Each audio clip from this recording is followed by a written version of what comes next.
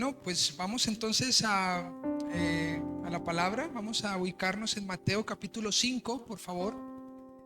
Y vamos a ir al versículo 43 y vamos a leer hasta el versículo 48, ¿sí? Que ese es el texto que nos corresponde para el día de hoy. Así que, por favor, antes de leerlo, pues les invito a que oremos al Señor y podamos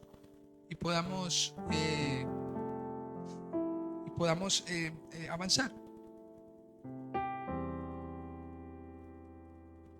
Bueno, vamos a orar. Señor, te damos gracias porque tú eres bueno con nosotros. Gracias por la bendición que tú nos das de poder estudiar la palabra, Señor, de poder fijar nuestros ojos en las escrituras. Te pedimos que expongas, que al exponer tu palabra, Señor, expongas nuestro corazón, que nos permita, Señor, avanzar conforme a tu voluntad, Señor, continuar adelante, santificarnos por tu palabra, Señor. Que tu palabra sea glorificada en esta mañana y que solo Cristo pueda ser exaltado, que tu iglesia pueda ser movida a vivir vidas diferentes, Señor, que podamos vivir vidas transformadas de testimonio. Gracias, Señor, por tu fidelidad. Quedamos en tus manos. Por favor, toma el control de todas las cosas. En Cristo Jesús, amén y amén. Bueno, hay una pregunta que surge de una problemática en la iglesia. Y hablo de en la iglesia en general. La gran problemática de la iglesia de hoy es que hay muchos, una de muchas, quisiera que fueran pocas, la verdad, pero una de muchas. Primero es que hay muchos simpatizantes en la iglesia, muchos creyentes superficiales en la iglesia, pero no con firmes convicciones. Y esto es un gran problema. Un creyente superficial es aquel que se deja mover no tan solo por cuestiones doctrinales, sino ante las experiencias de la vida. Aún las mismas experiencias lo mueven de la fidelidad a su Señor. ¿Cuántos me siguen? Están viviendo situaciones y como no hay una buena raíz y no hay una buena solidez, no hay una convicción firme, entonces fácilmente las circunstancias lo mueven de la fidelidad del Señor. No vemos esto en los apóstoles. En Hechos 4, haciendo una paráfrasis, en Hechos 4 vemos unos hombres apóstoles, entre esos Pedro, Juan, que estaban siendo perseguidos, que les habían prohibido hablar de Jesucristo, pero ellos, ante el caos social, ante a lo mejor circunstancias secundarias que podrían venir de la persecución, a lo mejor no eran personas que comían, a lo mejor en una persecución, imagínense comiendo muy bien. Pues esto no es posible. Si está siendo perseguido, cualquier cosa que es aprovechada, ¿verdad? Pero estos hombres no se dejaron mover por las circunstancias que estaban viviendo, sino que se sostuvieron, o el Señor sostuvo sus vidas. Y es interesante preguntarnos por qué se sostuvieron estos hombres. La respuesta es por sus convicciones, no por sus creencias superficiales. Las creencias superficiales van a mover al creyente, van a hacer que el creyente fácilmente sea movido, fácilmente sea puesto en otro lugar. Piense por favor una persona que lo está tentando a usted a responder duramente o a responder de una manera que pueda encender un pleito. Esa persona lo está tentando, pero ahí en ese momento, esa circunstancia, si no tenemos firmes convicciones, si no creencias superficiales, pues a lo mejor nos vamos a mover de la fidelidad que deberíamos tener. Ahora, hay otro gran problema, y es algo acerca de la diferencia, escuchen, Porque el texto que vamos a ver ahora radica en esto, en la diferencia entre creyentes y no creyentes. Escuchen, ¿qué nos distingue como creyentes de Jesucristo? Y de esa manera se titula la predicación. ¿Qué distingue? ¿Qué nos distingue? O más bien, ¿a usted qué lo distingue como un cristiano, como un creyente de Jesucristo? Piense por favor que usted está en su casa y en su casa saben que usted es creyente, que usted está en su trabajo y sus compañeros saben que usted es creyente en Jesucristo, que usted cree en Jesús. Pero ¿qué nos distingue? Piense por favor si nos distingue la manera de orar. Hay personas que dicen: wow, qué lindo ora, qué lindo habla esa persona. Pero, y lo ponen en esos diminutivos tan bonitos. Qué bonito es escucharlo hablar, qué dulce es escucharlo hablar. Pero cuando van a casa, qué feíto se comporta, ¿sí? Y esto es una dicotomía que a lo mejor el cristiano debe considerar. La pregunta es: ¿qué nos distingue? No, escuchen, ¿qué nos distingue? No como quienes vamos a la iglesia. Porque es que hay muchas personas que van a la iglesia pero no están en ¿quién? En Cristo. La gran pregunta es ¿qué? Es ¿qué nos distingue como creyentes?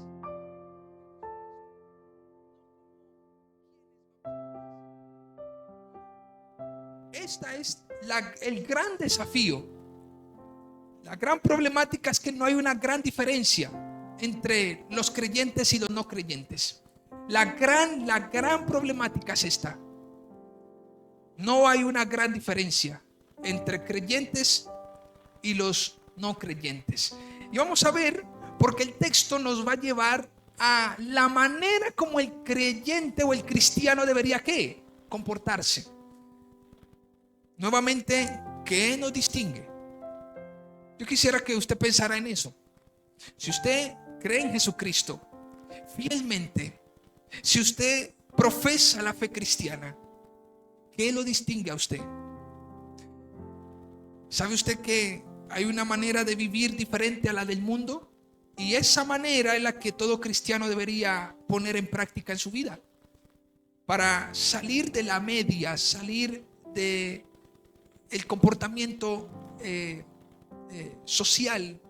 Si usted nota, el domingo pasado estuvimos hablando acerca de una premisa que dice: ¿ustedes han oído decir diente por diente? Pues ese es el comportamiento de la media. Es decir, si usted es grosero conmigo, yo seré grosero con usted. Si usted no me ayuda, yo tampoco lo voy a ayudar. Si usted me odia, yo también lo voy a odiar. Si usted me pega, yo también le voy a pegar. Si usted me azafa un diente, yo se lo voy a zafar a usted. Si usted me quema, yo la voy a quemar. Entonces, esto es una retribución vengativa. Y esta es la manera como socialmente el hombre ¿qué? Se comporta. Pero cuando el Señor empieza a relatar a partir en el Sermón del Monte, a partir del versículo 38 al 48, esta porción de la escritura es como es algo diferente, es un idioma y un lenguaje diferente. Jesús, los judíos estaban esperando a su rey, y un rey competitivo, un rey que a lo mejor tuviera esas agallas para revolucionar el imperio. Pero se encuentran, escuchen, con un Jesús que viene y les dice: pues no resistan al malo. Cualquiera que le hiera en una mejilla, ponga la otra. Y los judíos empezaron ¿a qué? A desinflarse. Justamente porque los judíos pretendían un rey poderoso, capaz de ser revoltoso y de vencer el imperio romano. ¿Están conmigo? Pero Jesús, con este sermón, al finalizar el capítulo 5, está colocando las bases de la nobleza y la compasión. Está colocando las bases del amor al prójimo, cosa que socialmente ¿qué? No está bien visto. Es más, piense por favor en aquel grupito de muchachos donde un chico de ellos es sacado y es tentado a que pelee. Entonces los demás del grupo le están diciendo: ay, pero mira, ¿cómo es que te está tentando? Te está sacando a pelear. Mira lo que te hizo. Y entonces socialmente está siendo impulsado ¿a qué? A responder de la misma manera. Pues Jesús aquí está diciendo: el cristiano debe distinguirse por una vida ¿qué? Diferente. No debería responder de la misma manera. Y escuche, y el que hoy por hoy no responda de la misma manera es simplemente un sumiso, es un atolondrado, es un bobo, se lo pueden montar, ¿sí? No, él no dice nada. No, podemos hablar fuerte, que él se traga las palabras. Y esa persona entonces pasa como ¿qué? Como un sumiso, el cual pueden a lo mejor llevar para un lado y para el otro. Pero lo que no se dan cuenta es que ese sumiso tiene un ¿qué? Está siendo obediente a unas escrituras y tiene un Dios que ¿qué? Que aprueba lo que ese hombre está viviendo o lo que esa mujer está viviendo. Y esto pasa mucho en los hogares. ¿Están conmigo? Pasa mucho en los hogares. La mujer empieza a ser más sujeta, la mujer empieza a obedecer las escrituras y empieza a tener cierta comportamiento en medio de el varón. Y el varón dice, mismo saca pecho y dice: mire, si es que debe comportarse, ¿sí? Y entonces parece como si se inflara la otra persona que está a lo mejor desobedeciendo al Señor. Qué bueno que podamos entender esto, familia, porque quisiera ir al texto. Antes de ir al texto, mire lo que dice George Galut luego de una encuesta nacional en los Estados Unidos. Escuchen esto: nunca antes en la historia de los Estados Unidos el Evangelio de Jesucristo ha penetrado tanto que al mismo tiempo ha hecho poca diferencia en cómo la gente vive su vida.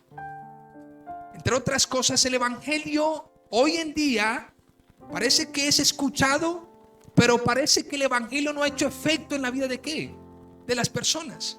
Usted va afuera y dice: ¿usted conoce de las escrituras? Y las personas dicen: sí, yo conozco. ¿Sabe algún versículo? Sí, claro, yo conozco. Yo me sé un versículo. ¿Sí? ¿Has cambiado tu vida por causa de ese conocimiento? Pues hasta allá tampoco, ¿sí? Pero conocen las escrituras. Hoy tenemos el foco, lo tenemos en otro lugar. Las personas piensan que venir a la iglesia y el propósito es de interpretar la Biblia.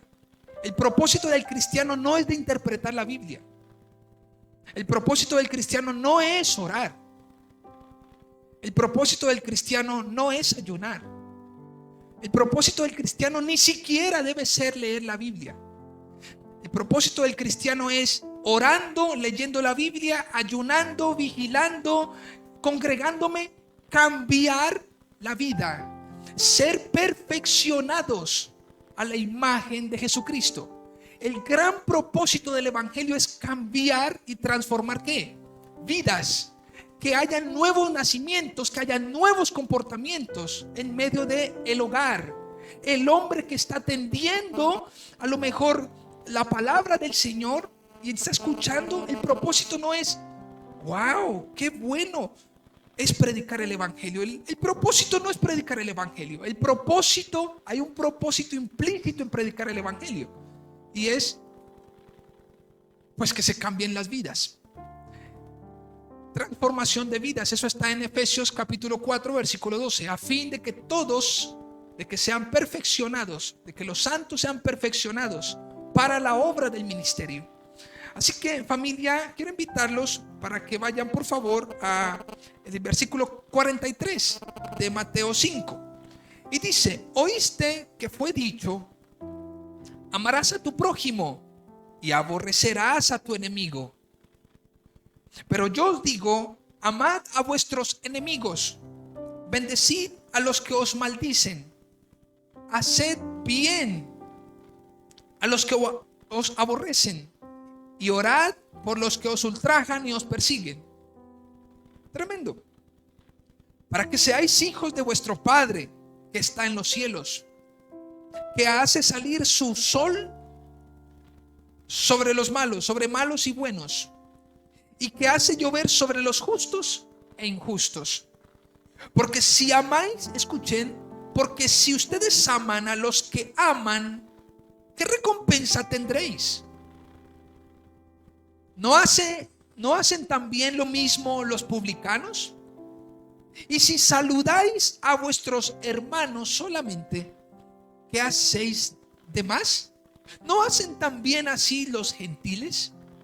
Sed pues, versículo 48, vosotros perfectos como vuestro Padre que está en los cielos es perfecto. Es maravilloso ese texto. Nos está conduciendo nuevamente a una distinción en nuestra forma de vivir. Reitero, el cristiano no debe tener un propósito, porque todos los demás son medios de gracia para poder llegar a una finalidad. ¿Cuál es la finalidad? Que seamos semejantes a Jesucristo, que andemos como Jesucristo. Primera de Juan, capítulo 2, versículo 6. Debemos andar como ¿qué? Como Él anduvo. ¿Cuál es la finalidad de venir a la iglesia?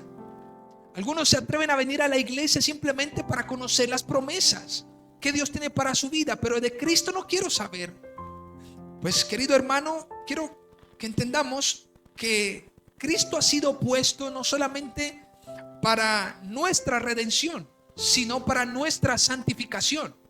Debemos parecernos a Cristo en medio de nuestras vidas de creyentes, cristianos. Debemos parecernos a Él. Piense por favor, usted por qué no ha perdido su vida. ¿Por qué usted continúa abriendo los ojos un día como hoy? ¿Y por qué Dios le permite de nuevo a lo mejor estar de pie? Porque Dios tiene un propósito con ese hombre que ha sido redimido. Quisiera que fuéramos al versículo 43 y notáramos algo. Esto nos enseña a no tomar represalias, todo el texto en general. Pero el versículo 43, el Señor nos está llevando justamente a considerar algo que sucedió antes y que hacía parte del pasado del pueblo.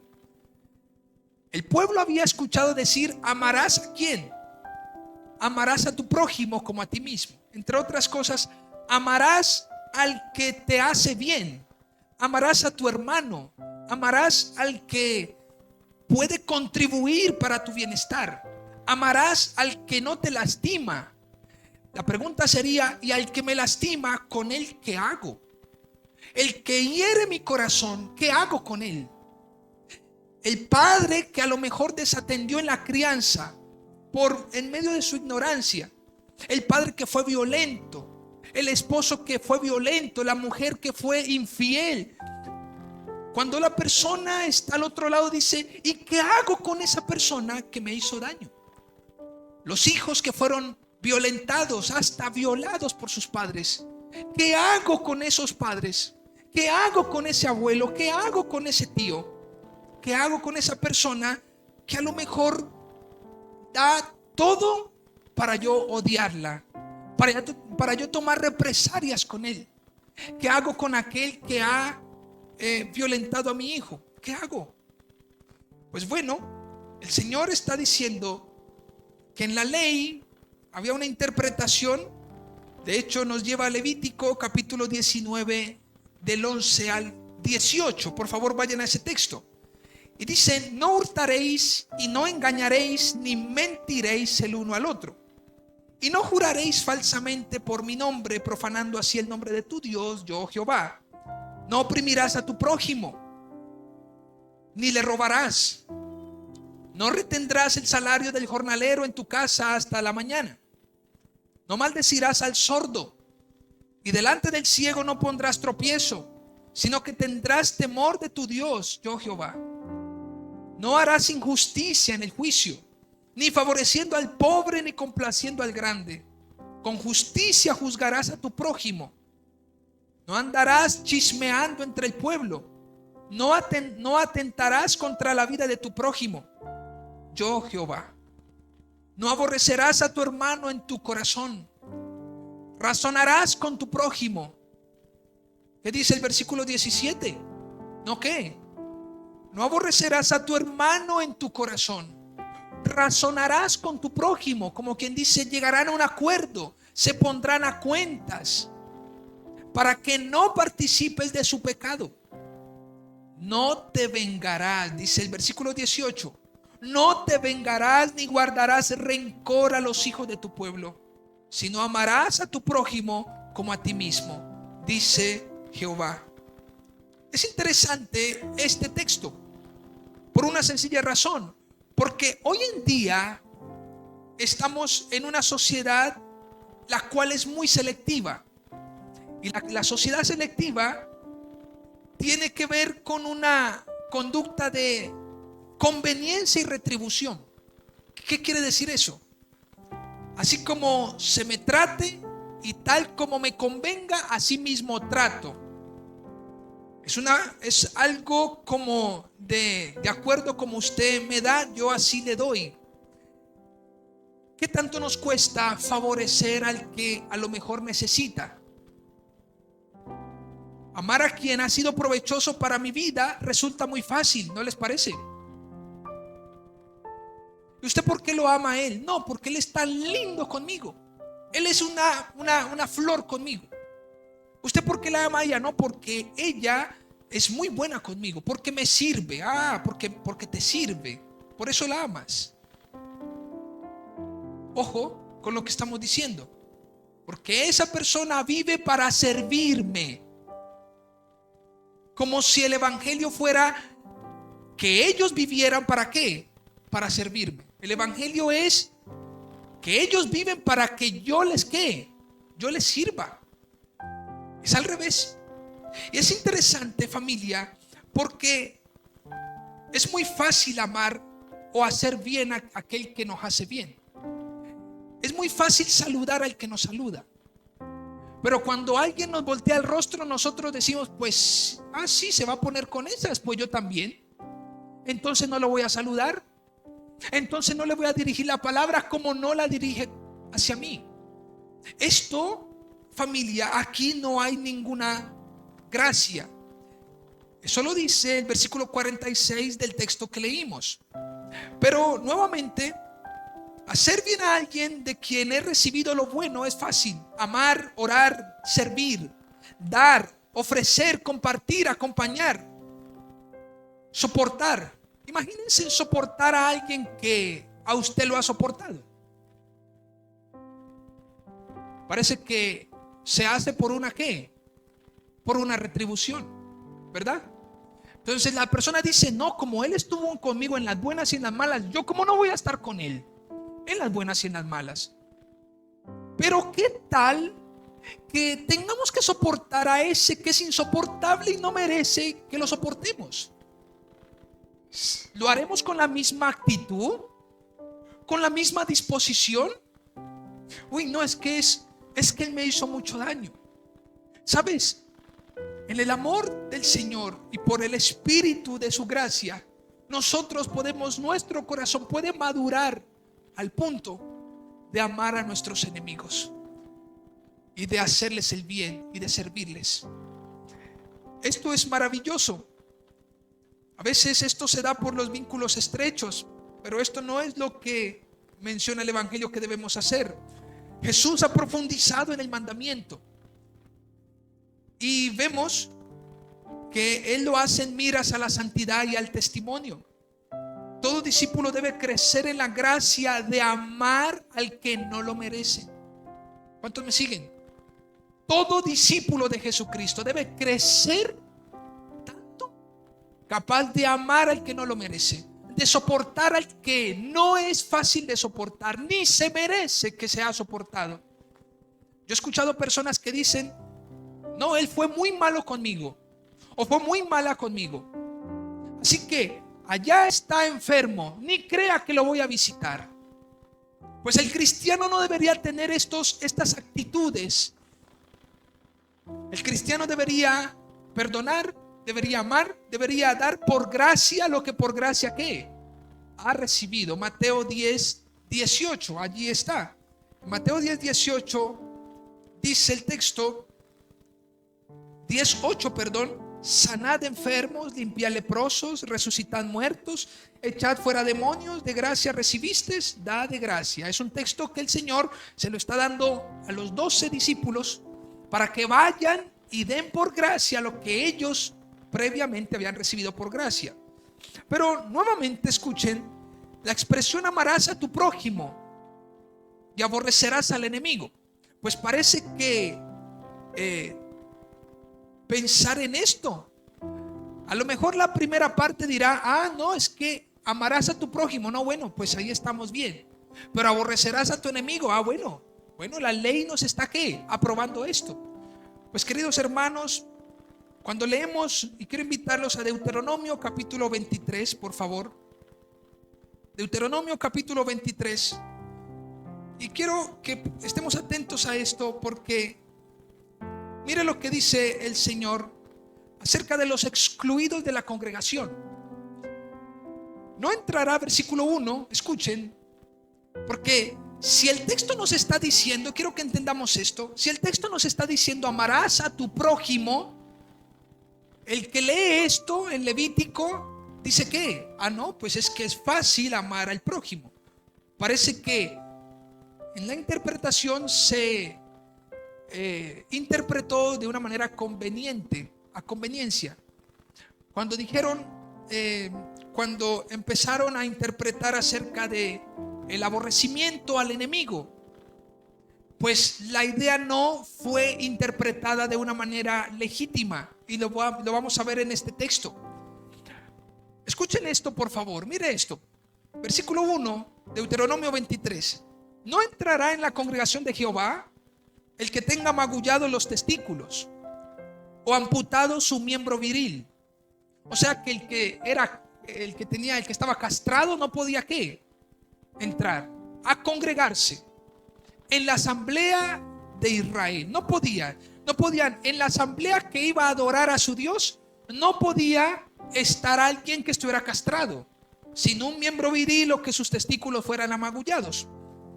Tampoco entrará, dice el versículo 2, bastardo en la congregación de Jehová, ni hasta la 10ª generación no entrarán en la congregación de Jehová. No entrará amonita ni moabita en la congregación de Jehová, ni hasta la 10ª generación de ellos no entrarán en la congregación de Jehová para siempre, por cuanto no salieron a recibir con pan y agua al camino, cuando saliste de Egipto, y porque alquilaron contra ti a Balaán, hijo de Beor, y Petor en Mesopotamia para maldecirte. Mas no quiso Jehová tu Dios oír a Balaán, y Jehová tu Dios te convirtió en la maldición en bendición, porque Jehová tu Dios te amaba. No procurarás la paz de ellos, ni su bien en todos los días para siempre. Están hablando de los amonitas y están hablando de los moabitas, de un pueblo que había sido hostilmente, se habían comportado hostilmente en tiempos anteriores contra Dios y contra su pueblo. Y él está dando los lineamientos, le está dando lo que ha sucedido, lo que ese pueblo ha hecho, y Dios le está diciendo: esos hombres no entrarán, ¿qué? Esos pueblos no entrarán en mi congregación. No les hará bien. Y entonces alguien podrá decir: wow, pero ¿por qué ahorita el Nuevo Testamento dice como que no amen a su prójimo y amen a sus enemigos? El Señor se equivocó aquí hay una discrepancia en esto, porque de Dios mismo salió que no les hicieran bien a ellos. Pues bueno, versículo 7, mire lo que dice: no aborrecerás al edomita. O sea que al amonita y al moabita sí, pero al edomita no. Porque es tu hermano. No aborrecerás al egipcio, porque forastero fuiste en su tierra. Los hijos que nacieren de ellos en la 3ª generación entrarán en la congregación de Jehová. Es interesante esto, pero ¿por qué Dios actuó de esta manera en este momento de la historia de Israel? ¿Saben por qué?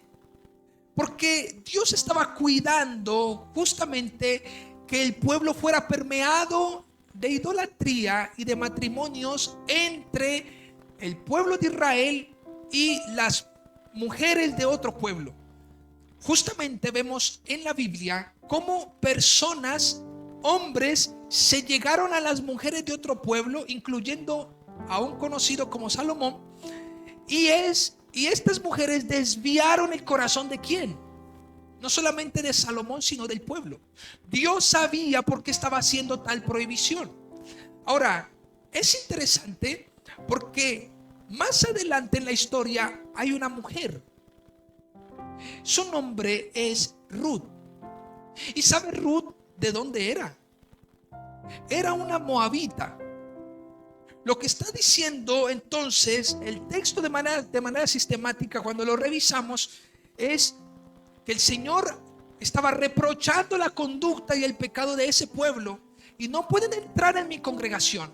Pero ojo, todo extranjero, sea moabita, tal como pasó con Ruth, que venga y crea en el Dios de Israel, tal como pasó con Rahab, que era de Jericó. Todo aquel que adopte todos los principios y las leyes del Dios de Israel, bienvenido será. ¿Están conmigo? Estos textos tienen unas razones bastante, habría que revisar en profundidad, pero por cuestión de tiempo no me voy a detener.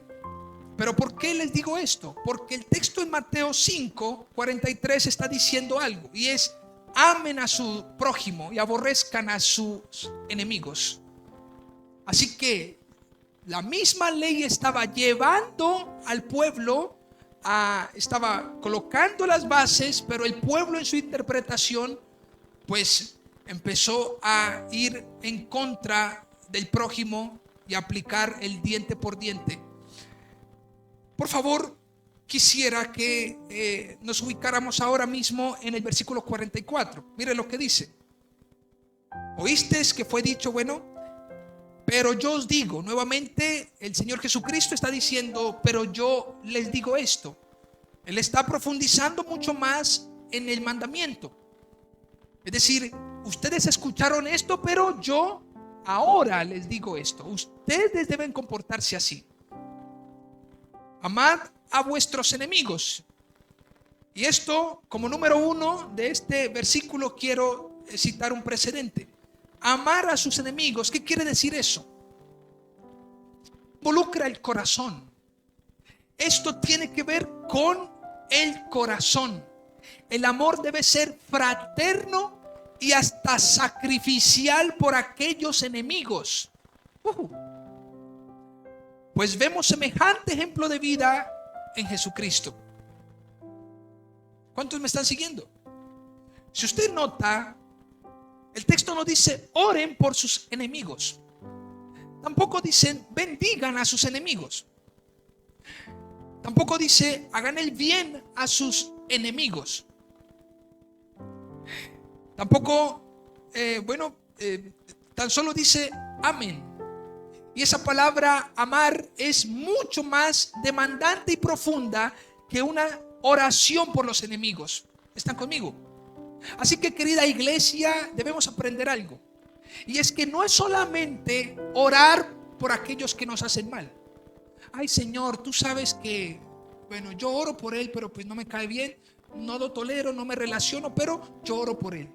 No, la escritura, si usted permite que la escritura, o observa mejor, versículo 44, escuche, el engranaje de las palabras es totalmente coherente. Si usted nota, cuando se dice bendigan a los que os maldicen, no está diciendo ámela a los que os maldicen. Está colocando un contraste de lo que estamos recibiendo. ¿Están conmigo? Amar a sus enemigos no es orar por ellos, no es simplemente saludarlos a los que a lo mejor no nos vienen tan bien. ¿Sabe usted que la expresión de amor está bien ejemplarizada, está bien influenciada por Jesucristo? ¿Recuerda usted en Juan capítulo 13, que ahorita lo leímos en la alabanza cuando decíamos, ejemplos he dado? ¿Sabe usted? En ese capítulo 13 de Juan, en el versículo 2, en el versículo 1, ¿sabe qué dice al final de ese versículo? Dice, como había amado a los suyos que estaban en el mundo, los amó hasta el fin. Jesús estaba lavándole los pies a alguien que lo iba a traicionar y a alguien que lo iba a negar. El amor de Jesucristo fue hasta el fin. El amor de un creyente para con su enemigo, pues ¿qué? Debe ser un amor no solamente fraterno, sino un amor ¿qué? Sacrificial. Y un amor sacrificial denota servicio, denota protección, provisión. ¿Están conmigo? Es que yo lo amo. La Biblia dice que yo debo amar a mis enemigos. Sí, ¿estarías dispuesto a tu enemigo a darle agua, a ser generoso, a ser protector? Estaríamos a lo mejor pensando, bueno, ¿y quién en estos momentos es mi enemigo? ¿Sí? ¿Quién es mi enemigo? ¿Sabes? En el texto, Mateo no era alguien bien visto. Aquel que escribió este texto no era alguien bien visto. Si usted recuerda, Mateo era un recaudador de impuestos y era quien trabajaba para Roma. Era el que apretaba con los impuestos a los judíos, siendo él judío. ¿Están conmigo? Y es interesante porque le dice, amen a sus enemigos. Entre otras cosas, debemos tener la capacidad de ¿qué? De aún a los que nos hacen mal, a los que procuran a lo mejor nuestra caída, a los que odiamos, que no deberíamos amarlos. Pero luego en el texto dice, bendigan a los que os maldicen. ¿Bendigan a qué? A los que os maldicen. Y esto involucra, si amar a sus enemigos involucra el corazón, esto involucra la actitud, la voluntad y el deseo que se tiene frente a todos aquellos que, contrario a un anhelo y deseo, buscan la caída y se gozan del fracaso. Entre otras cosas, ¿cómo deberíamos tener la actitud, la voluntad y el deseo para con otro? Deberíamos pues bendecirlos, deberíamos desearles el bien, deberíamos tener una buena actitud delante de ellos y una voluntad buena delante de ellos. Piensen por favor usted quién era antes para el Señor. ¿Su qué? Su enemigo. Y piense Dios, y usted diría, pero ¿dónde sacan eso? Romanos capítulo 5. Ya no hay enemistad, ya no somos enemigos. Ya ahora el Señor nos ha justificado, nos ha acercado por su gracia. Y qué bueno que podamos entender que todo el tiempo la actitud, el deseo, la voluntad de Dios siempre fue bendecir, misericordia, compasión a aquellos que procuraban el mal, que desobedecían. Pero siguiendo dice, hagan el bien a los que os aborrecen. ¿Hagan qué? El bien a los que os aborrecen. Esto involucra las acciones y las buenas obras frente a todos aquellos, no solo que no merecen, sino que sus obras nos han afectado. Si usted nota, el texto está diciendo, hagan el bien a aquellos que han hecho mal, que con sus obras nos han lastimado. Y ese debería ser el propósito del creyente. Mire familia, nuevamente, por supuesto que nosotros tenemos circunstancias en la vida, pero Jesús aquí está expresando la manera como un creyente no solamente debería, en textos anteriores, vivir esperanzado, sino que además está expresando la manera como deberíamos comportarnos. Mire familia, la gente, escúcheme por favor, la gente no tropieza con usted porque usted vive esperanzado en el Señor. La gente tropieza con nuestro testimonio. De esa manera tropieza la gente, la manera como nos conducimos. Esto involucra las acciones, familia. Debemos tener buenas acciones. Así que lo primero involucra el corazón. Lo segundo involucra la actitud, la voluntad, el deseo. Lo tercero involucra las acciones, las buenas obras. Y lo cuarto, oren por los que os ultrajan y os persiguen. Esto involucra la genuidad de un carácter propio frente a quien es el santo y juez que es Dios. La oración por quienes hacen el mal demuestra la pureza de un corazón reposado en Dios y confiado en su gracia soberana para salvación de los pecadores. Piensen por favor en un ejemplo. Esteban. ¿Recuerda usted la oración de Esteban?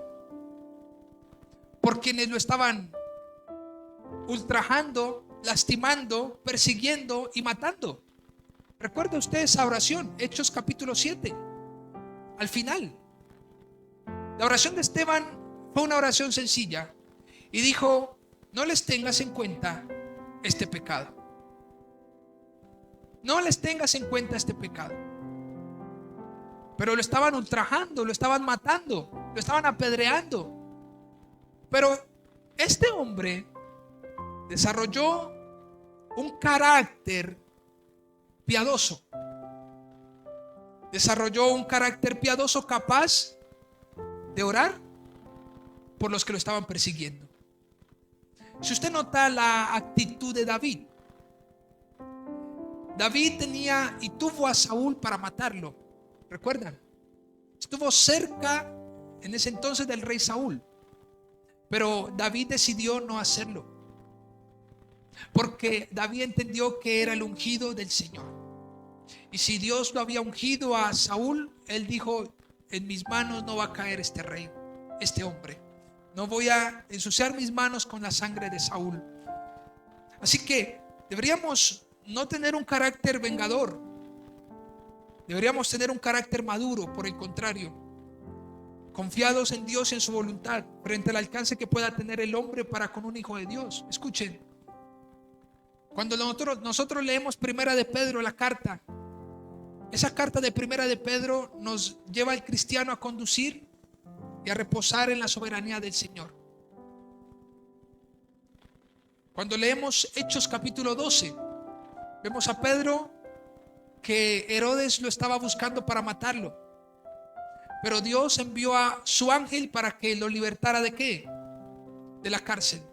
Dios tiene cuidado ¿de quién? De sus hijos. Dios tiene cuidado de sus hijos, y sus hijos deberían ¿qué? Aprender a no tomar venganza por sus propias manos. La ley no la pusimos nosotros, familia. Nosotros debemos reposar en el Dios que cumplió la ley y obedecer lo que Él dice. Miren el versículo 45, por favor, que dice: para que seáis hijos de vuestro Padre. Esto es interesante, porque dice que hace salir su sol sobre ellos, sobre malos y buenos, y que hace llover sobre los justos e injustos. Esto es una razón muy interesante que el Señor está dando a la iglesia. Y está diciendo, lo primero es: si ustedes hacen lo que dice el versículo 44, ustedes serán ¿qué? Serán conocidos. En otra versión dice: serán reconocidos como hijos de Dios. Miren por favor lo que sucede cuando las obras son contrarias a las que Jesucristo dice que debemos obedecer. Observen Juan capítulo 8, por favor. Juan capítulo 8. Y aquí hay un contraste interesante. En Juan capítulo 8, versículo 41 dice: vosotros hacéis las obras de vuestro padre. Entonces le dijeron: nosotros no somos nacidos de fornicación. Un padre tenemos, que es Dios. Jesús entonces le dijo: si vuestro padre fuese Dios, ciertamente ¿qué? Me amarías, porque yo de Dios he salido y he venido. Pues no he venido de mí mismo, sino que Él me envió. Porque no entendéis mi lenguaje. ¿Por qué no entendéis mi lenguaje? Porque no podéis escuchar mi palabra. Escuchen. ¿Vosotros qué?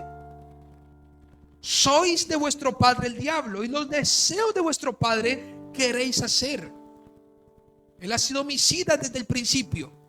O sea que todo aquel que no obedezca las escrituras, que no ande como Cristo ha mandado, pues su padre no es el Dios creador de los cielos y la tierra. Escuchen, familia, en Mateo da una razón interesante, y es que el sol, siendo Dios capaz de juzgar y poner en cintura a la humanidad, siendo Dios, permite que el sol salga para malos y para injustos. ¿Quiénes somos nosotros? ¿Para qué? Para que la benevolencia, la generosidad aprendida por Él, nosotros pongamos límites. ¿Están conmigo? Si Él hace llover sobre injustos y justos, si Él permite que salga el sol para malos y buenos, ¿quiénes somos nosotros para ser selectivos en a quien amamos? Aún debemos amar, dice el versículo 46, debemos amar a aquellos que no lo merecen. Porque si no lo hacemos, nos pareceremos como unos publicanos y como unos hijos del diablo. ¿Están conmigo? Ustedes tienen un padre. ¿Su padre es quién? El diablo. Porque desde el principio él ha sido homicida. Porque ustedes los deseos de vuestro padre queréis hacer. ¿Cuáles son los deseos de nuestro Padre Dios? ¿Cuáles son los deseos? Que nosotros amemos al que oremos por el que nos ultraja, por el que nos persigue, que oremos por él. ¿Cuál es el deseo de Dios? Que amemos a nuestros enemigos. ¿Cuál es el deseo de Dios? Que bendigamos a los que nos maldicen. Ese es el deseo de Dios. Todo deseo contrario a esto es un deseo, como dice en Juan 8:44, los deseos de vuestro padre queréis hacer. Mire, familia, todo el que desee hacerle el mal a otro le está dando lugar al pecado que está dentro y a actuar de una manera incorrecta delante del Señor. Permítame, por favor, ser más preciso. Dios aprueba a aquellos que hacen el bien aun cuando a esa persona le están haciendo el mal. ¿Están conmigo? Dios aprueba esto. ¿Dónde está eso? Miren en Primera de Pedro, por favor. Primera de Pedro, capítulo 2. Miren lo que dice. Primera de Pedro, capítulo 2. En el versículo 24. En el versículo 19. Porque esto merece aprobación. Si alguno a causa de la conciencia delante de Dios sufre molestias padeciendo injustamente. Alguno padece injustamente y sufre molestias. Dice, pues qué gloria es si pecando sois abofeteados y lo soportáis. Mas si haciendo lo bueno sufrís y lo soportáis, esto ciertamente es que aprobado delante de Dios. Es interesante el texto porque dice haciendo lo bueno. Hay gente que busca aprobación de Dios aún haciendo lo malo. Entonces el que va a hacer un robo se persigna y dice, bueno, en tus manos, y se va. Estás haciendo lo incorrecto porque le estás quitando algo a alguien. No estás amando a la otra persona. Es interesante, familia. Versículo 21 de Primera de Pedro 2. Pues para esto fuisteis llamados, porque también Cristo padeció por nosotros, dejándonos ejemplo para que sigáis ¿qué? Sus pisadas. El cual no hizo pecado, ni se halló engaño en su boca, quien cuando le maldecían Respondía. ¿Sí? No, dice, no respondía con maldición. Ejemplo el Señor nos ha dado. Cuando lo maldecían, no respondían con maldición. Cuando padecía, no amenazaba. Esto es muy tentador, familia. Imagínense que a usted lo estén amenazando y usted diga, espérate y verás que le voy a decir a mi papá. Pues el Señor estaba ¿qué? El Señor Jesucristo estaba padeciendo y lo estaba soportando. Por amor sacrificial fue a la cruz por nosotros. Esto es simplemente digno de admirar. Nuestro Cristo nos ha dado ejemplo, familia. Todo aquel que viva conforme a estas reglas será conocido como hijo de Dios. Por eso el texto dice, para que seáis hijos de vuestro Padre, versículo 45 de Mateo 5, que hace salir el sol sobre malos y buenos. Esto es maravilloso. Pero además podemos avanzar, porque en el versículo 46 dice, porque si amáis a los que os aman, ¿qué recompensa tendréis? Mire, familia, uno, ¿por qué ama a una mamá o a un papá que han sido esforzados? ¿Por qué? ¿Por qué uno ama a una persona que nos ha hecho bien? Pues porque vienemos ¿qué? Regularmente es a la regla social. Amemos a los que nos han hecho el bien. Pero la Biblia dice, ¿qué recompensa tiene eso? ¿Qué testimonio tiene eso? Pues todo el mundo lo hace. Distínganse por algo diferente. ¿Qué es lo diferente? Aun cuando no hayan ningún argumento para amar, ame. Y esto para los matrimonios, y esto para las parejas, y esto para la crianza de los hijos. A los hijos hay que amarlos ¿qué? Hasta el final. A la esposa hay que amarla ¿qué? Hasta el final. Por más dificultades, por más cosas que a lo mejor veamos o que ellas vean en nosotros, debemos amarnos, soportarnos. Es que yo no la amo porque ella tampoco. Yo no le sirvo porque ella no me sirve. Es que yo le hablo fuerte porque ella también me habló fuerte. Pues esto es vivir diente por diente, familia. Esto es vivir en una regla pasada. Las cosas han cambiado. El evangelio ha venido a ser predicado. ¿Y qué es lo que nos demanda? Aun cuando a lo mejor en casa haya una voz alta, pues entonces ¿qué? Sea suave en la manera como se conduce.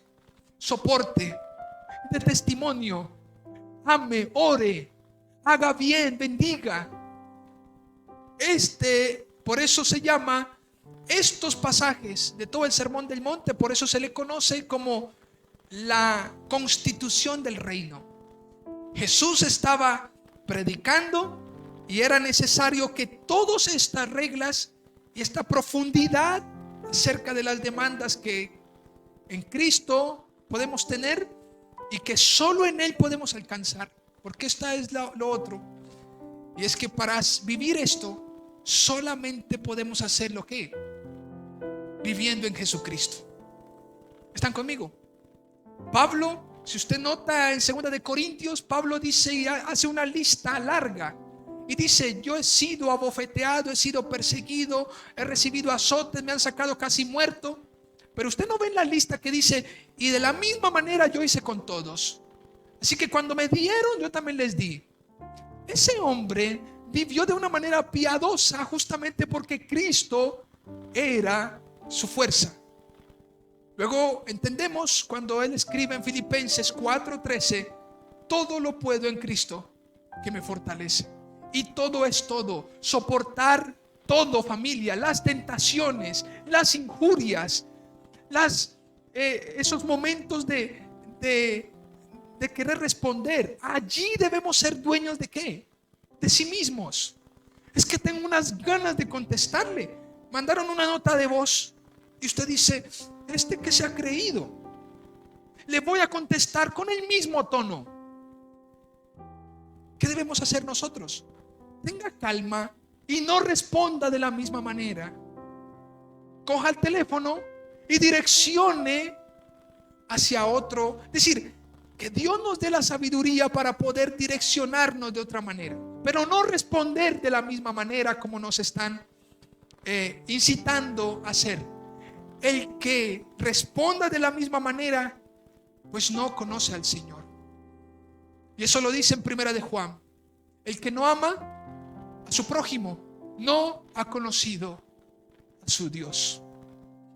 ¿Cómo debemos amar al prójimo? Cuide el corazón de ellos. Cuidémoslo. Mire, familia, escuchen lo que les voy a decir. ¿Qué es cuidar el corazón de la otra persona? Es saber que si yo hablo, esa persona puede hablar más y puede odiar más y puede crecer más su llaga, su herida. Entonces, más bien, escuchen, con nuestro testimonio y nuestra manera de hablar, de actuar, ayudémosle a las personas a que guarden ¿qué? A que guarden silencio, a que se calmen, a que piensen y sean reflexivos. Entonces la persona dirá: oh, pero pero mira, yo fui grosero con ella o con él, pero fíjate que no respondió de la misma manera. Mientras esa persona se está santificando porque fue dueña de sí mismo, la otra persona está siendo reflexiva, está diciendo: wow, mira, no respondió igual. Esto todos aquí debemos considerarlo, familia, porque esta es la cotidianidad nuestra. Esto es lo que todo el tiempo vivimos.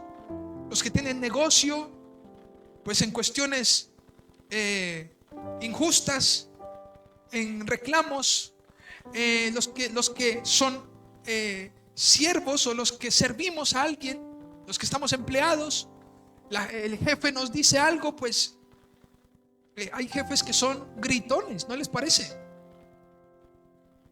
Cuando usted lo tenga así, entonces ¿qué? Usted no grite a la par con él. ¿Están conmigo?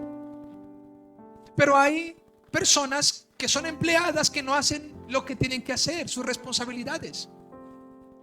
Entonces, en el caso del jefe debe también saber qué. Hablar, direccionar. ¿Están conmigo? Esto es para todos los roles. Esto nos cobija a todos. Gracias a Dios, porque este texto no está como diciendo solamente apliquen esto los que son médicos, los que son abogados, las amas de casa. Estos son cualidades de un corazón piadoso. El que viva esto es un hijo de Dios y es testigo de lo que Dios ha hecho en su corazón. La gente empieza a decir: wow, de verdad que has cambiado. Como ahorita leíamos en ese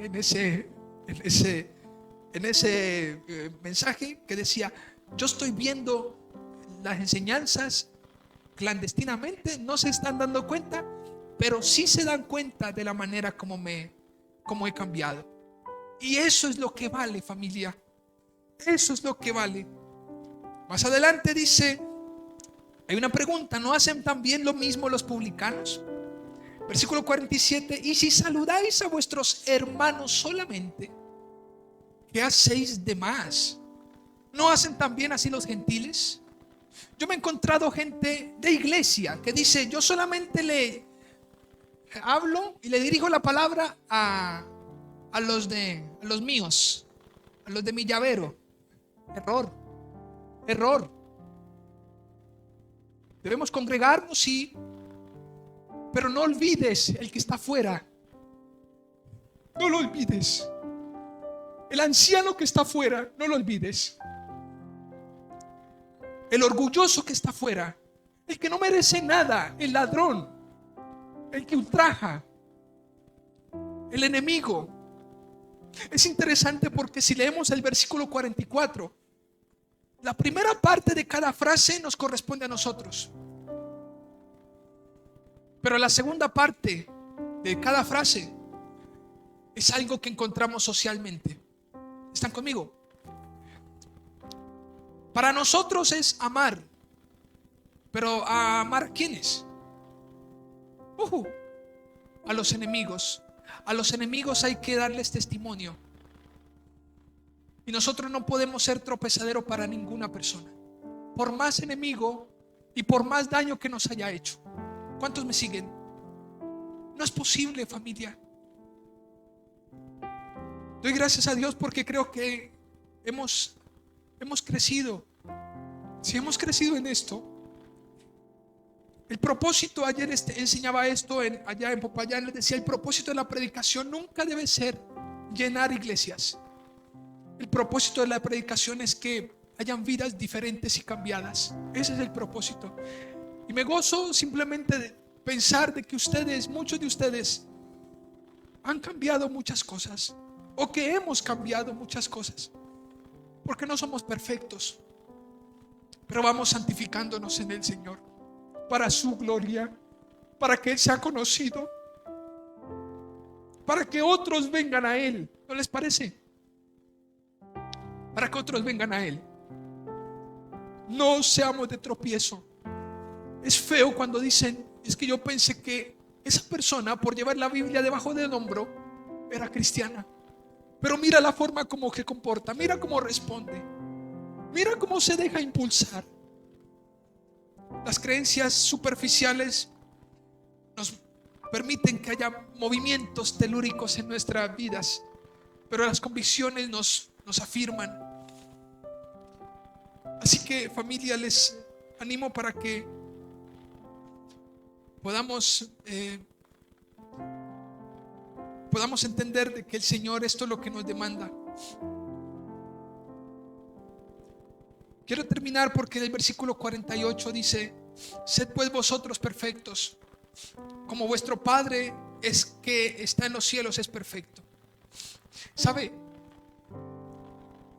La demanda para ellos, de hecho, en Deuteronomio 18:13, en la ley estaba: perfecto serás delante de Jehová tu Dios. Era una demanda alta para el pueblo de Israel. Y es interesante porque este texto cierra diciendo: sean pues vosotros perfectos, como vuestro Padre que está en los cielos es perfecto. Pero ahorita nosotros leemos este texto y decimos: wow, Señor, gracias por Jesucristo. La iglesia tiene a un Cristo que ha modelado y que ha sido ejemplo. En Efesios 4:12, reitero, dice que el Señor, ayer les decía ya en la clase, les decía, hay algo interesante que la iglesia debe entender y que los pastores debemos entender, y es que nosotros no estamos para ser empresarios, aunque demos consejos y direccionemos. Nosotros no estamos para ser políticos, estamos para perfeccionar a los santos. Perfeccionar a los santos, exponer la palabra para que los santos cada día que sus vidas vayan cambiando. Familia, ¿qué nos distingue? ¿Qué nos distingue? La pregunta última que podemos hacernos es: ¿cómo podemos ser perfectos? Y quiero terminar con esto. ¿Cómo podemos ser perfectos? Número 1, en carácter, formando el carácter. Nunca seremos completamente intachables en esta vida. Hablo de una completa santidad, pero podemos dedicarnos a imitar a Jesucristo lo máximo posible. Que nuestra vida todo el tiempo esté en miras de imitar a Jesucristo. Estoy seguro que aunque su estándar es tan elevado, el poner los ojos en Cristo y en procurar imitarlo nos va a llevar a vivir tan diferentes en esta vida, tan diferentes en nuestros hogares, con nuestros hijos, tan diferentes. Así que, número 1, ¿cómo podemos ser perfectos? En carácter, formando el carácter, permitiendo que el Señor forme el carácter. Número 2, en santidad, santidad. Debemos dedicarnos a vivir según los deseos de Dios en vez de los nuestros. Debemos dedicarnos a vivir ¿qué? Conforme a los deseos de Dios, conforme a su voluntad, a sus aprobaciones, no a los nuestros. Mire, familia, está comprobado, quiero que sea sincero o que seamos sinceros, está comprobado que si vivimos conforme a nuestros deseos, conforme a nuestra voluntad, vamos a dañar, vamos a lastimar, vamos a herir, porque somos orgullosos, porque nuestras palabras lastiman. ¿No es mejor obedecer a su voluntad? Es buena.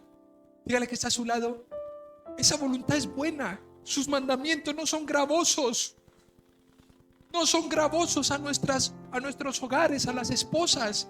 A los esposos les conviene personas piadosas, fruto de la obediencia del evangelio. Número 3, en madurez. Debemos crecer, debemos ser perfectos, y esto nos ayuda a entender de que es necesario que maduremos. Así que lo primero en carácter, lo segundo en santidad, lo tercero en madurez. Debemos madurar, familia. Y madurar tiene que ver con ver cómo un bebé va creciendo y se va volviendo más fuertecito. Recuerden, familia, dos cosas. ¿Cómo podemos nosotros ser como Cristo? ¿Cuáles son los medios por los cuales para madurar? Escuchen, ¿cuáles son los medios por los cuales podemos madurar? ¿Qué Dios utiliza para madurar al creyente? Dos cosas: la palabra y las circunstancias. ¿Qué cosas? Su palabra y las circunstancias. Es más, lo primero no es las circunstancias lo que santifican al creyente, porque no nos daríamos cuenta que las circunstancias nos santifican si la Escritura no nos enseñara eso. Las Escrituras santifican primeramente al creyente, y luego las Escrituras nos dan luz de que también las circunstancias Dios las permite para santificarnos. Ay, pero ¿por qué me está pasando esto? Ayer nomás una persona me decía: pastor, fíjese que pasó una situación en el trabajo y me echaron, que porque di una orden que no tenía que dar, de una montacarga, podía haber lastimado a mi compañero. Me echaron por una conducta inapropiada, ¿ok? Pero pastor, mire, yo salí más triste, y luego iba de camino a casa cuando el carro se me dañó, y no era un daño grande, así que tuve que llamar la grúa. Estaba sin dinero, me decía él, un estudiante me decía. Tuve que llamar la grúa y cogieron mi carro, lo llevaron, y no tenía dinero para poder repararlo. Así que pues yo le decía: Señor, pero no entiendo esto. Pero luego entendió de que todas las cosas que le ayudan para bien, para santificarse, para madurar, para ir creciendo. Así que lo llamaron luego del trabajo y le dijeron: bueno, como nosotros pues fuimos los que terminamos el contrato, tú tienes una indemnización, un dinero. Así que le dieron un dinero, y con ese dinero reparó el carro. Eran como 3 millones, me dijo él. Reparó el carro, y luego pues me dijo: si yo hubiera seguido en mi trabajo ganándome lo que estaba ganando, seguramente no había podido reparar ¿qué? Mi carro. Pero Dios utilizó algo de un despido. Gracias a Dios mi compañero no salió lesionado, pero me dieron un dinero, lo recibí, reparé el carro, y ahorita estoy trabajando en otra empresa y mi carro está bueno. Así que Dios utiliza las circunstancias para santificar a su pueblo. Nunca subestime lo que usted está viviendo, querido hermano, nunca. Porque si usted ama a Dios y Dios lo ha llamado conforme a sus propósitos, nunca subestime lo que está pasando en su vida. Dios está en control, familia. Esto nos lleva a madurar. Y lo último, podemos ser perfectos en amor. Podemos procurar, podemos esforzarnos en amar a los demás de la manera que Dios nos ama a nosotros. Y con esto quiero terminar, familia. Por favor, pensemos en cuánto Dios nos ha amado a nosotros. Pero no quisiera que pusiera sus ojos tan solo en Dios, sino en usted. Piense usted quién es para que Dios lo ame tanto. ¿O quiénes somos nosotros? Nosotros no somos peritas en dulce, familia. Nosotros somos pecadores, llenos de errores, llenos de maldad. Pero Dios nos amó. ¿Por qué nosotros poner y ser selectivos en la manera como amamos? Lo primero que dice es: amen a sus enemigos. Familia, iglesia, allá afuera hay mucha gente que necesita esto.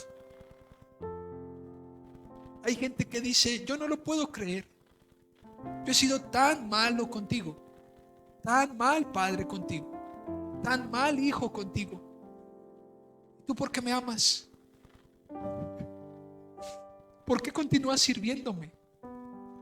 ¿Por qué continúas haciendo tanto bien para mí? ¿Por qué me llamas si yo nunca te he llamado? ¿Por qué? Porque te amo y porque he aprendido que Dios me ama y que no lo merezco.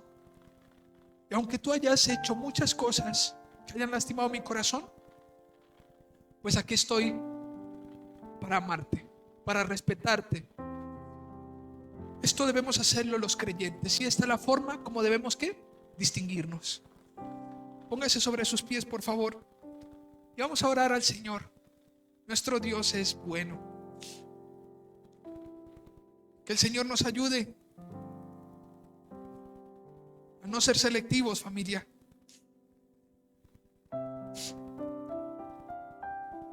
Una historia de aquel anciano que había sido muy duro. Un anciano que había sido muy duro con su familia. Muy duro. De hecho, sus hijos lo recuerdan de esa manera. Su esposa ya no está, pero sus hijos lo recuerdan con ese: mi papá fue duro con nosotros y con mi madre la violentaba. Pero ahora, escuche, familia, ahora, después de su adultez, ha venido a su vida Alzheimer y ha venido a su vida Parkinson. Y el Señor se encuentra en su lecho. Ustedes saben que el Parkinson hace que los músculos se vuelvan tensos, rígidos, así que él ya no mueve sus miembros superiores. Bueno, y sus hijos, que son cristianos, ahora le expresan amor a ese padre. Yo creo que es una gran enseñanza para ese hombre, que el Señor no solamente ama, sino que envía personas para que las personas que a lo mejor en su momento fueron víctimas de una cuestión que a veces es dura del ser humano, que no es de juzgar, pero creo que es bueno sentir que Dios no solamente dice: yo los amo en Cristo, sino que conduce a su iglesia a que amen como Cristo amó. Esto es maravilloso, porque la mayor expresión de amor fue la que Jesús, puesto en la cruz, mostró. Pero como si fuera poco, esto no es un acto histórico. La palabra de Dios es viva. ¿Y sabes algo? El Señor, por su gracia, ha levantado una iglesia para que ame. Para que ame al malo, al injusto. En Lucas 6 dice: amen a los ingratos, sean misericordiosos con los ingratos y con los malos, porque Dios puede tener de ellos misericordia. Así que usted no sabe, no sabemos a quién estamos sirviendo. No sabemos. Pero estoy seguro que si nos comportamos conforme a la palabra, Dios obrará para su gloria. ¿Sí? Así que no vamos en contravía de lo que dice el Evangelio. Seamos fieles testigos de él. Vamos a orar. Padre, gracias, Señor, porque tú eres bueno con nosotros. Señor, enséñanos a amar sin prejuicios, sin recuerdos, y trayendo a memoria